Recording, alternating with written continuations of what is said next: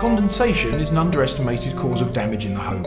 This video aims to inform you about how and why condensation occurs in the home, and the potential damage it can cause, and the ways in which you can prevent and eliminate condensation-related problems.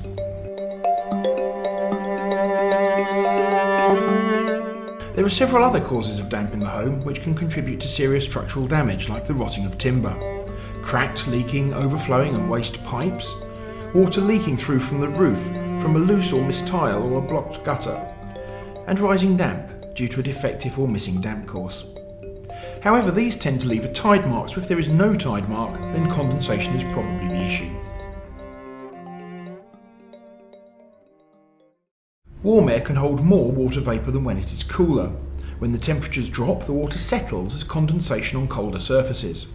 This generates areas of damp in your property. Besides looking and smelling unpleasant, the damage can be costly and even a health risk. One of the most common effects is black mould spots, as spores in the air settle and grow in the cold, damp conditions. You'll find that mould will concentrate on the coldest parts of the structure, like an outside wall, and where there is poor airflow. The mould will therefore usually be seen in the corners of walls or ceilings, behind wardrobes or cupboards, or on or near windows. Mould can, however, come in a variety of colours, especially on different surfaces, and damage may not be noticeable on certain surfaces until mould growth or rotting of materials occurs. There could be discoloration of your carpets, curtains and furniture, as well as damage to clothes and leatherware. The build-up of condensation can also contribute to spoiled paintwork and wallpaper, and the flaking and salting of plasterwork. Excess humidity can pass through walls and freeze in the insulation. When it's warmer, this can then melt, causing damage to your walls and ceilings.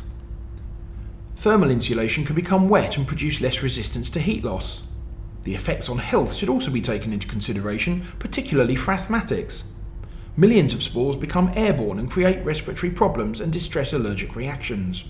The exact climate that causes condensation is the perfect breeding ground for dust mites.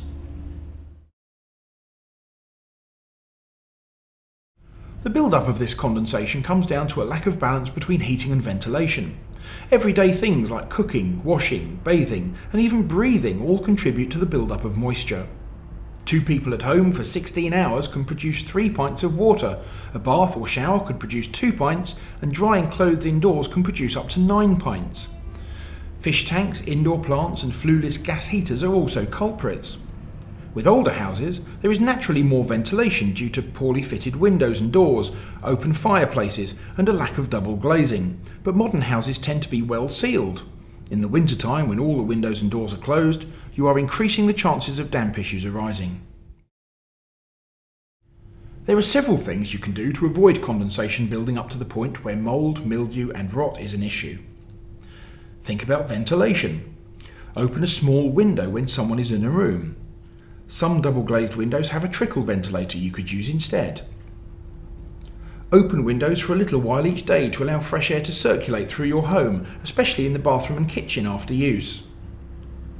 Cupboards and wardrobes can be ventilated by leaving them open for a while, or by cutting a ventilation slot in the back shelf or behind each drawer. Leaving space between the wall and the back of the wardrobe will help, and try to avoid overpacking them. Where possible, position furniture against warmer internal walls. Vent tumble dryers to the outside unless it is the self-condensing type. Do not block vents and air bricks, particularly where there are gas fires or heaters. Think about producing less moisture. Cover pans when cooking. Dry clothes outside or in a well-ventilated room. Drying clothes on a radiator puts a lot of moisture into the air. Avoid using flueless heaters. Close kitchen and bathroom doors when in use to prevent steam going into colder rooms, and wipe surfaces where moisture settles.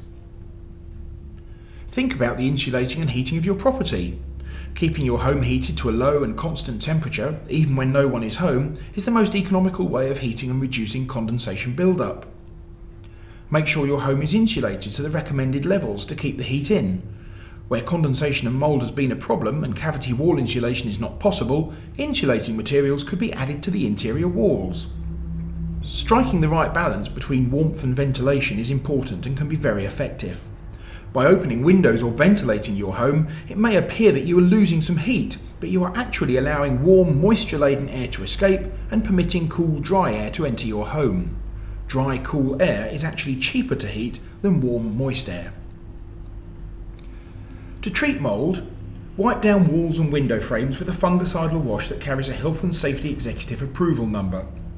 Dry clean mildewed clothes and shampoo carpets.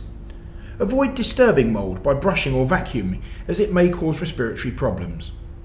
After treatment, redecorate using a good quality fungicidal paint. So, to sum up, you can prevent mould growth and condensation by a combination of adequate ventilation, adequate heating and insulation, the reduction of humidity, and with the use of specialist coatings and paint where necessary. Under housing legislation, landlords are required to ensure that the premises are constructed and maintained free from defects which might cause personal injury or damage to the property of the occupant. It is a proven medical fact that black mould can cause respiratory problems, and condensation and dampness can aggravate asthma suffering as well as causing mental distress. It is therefore vital that black mould is cleaned off and condensation problems eradicated as quickly as possible.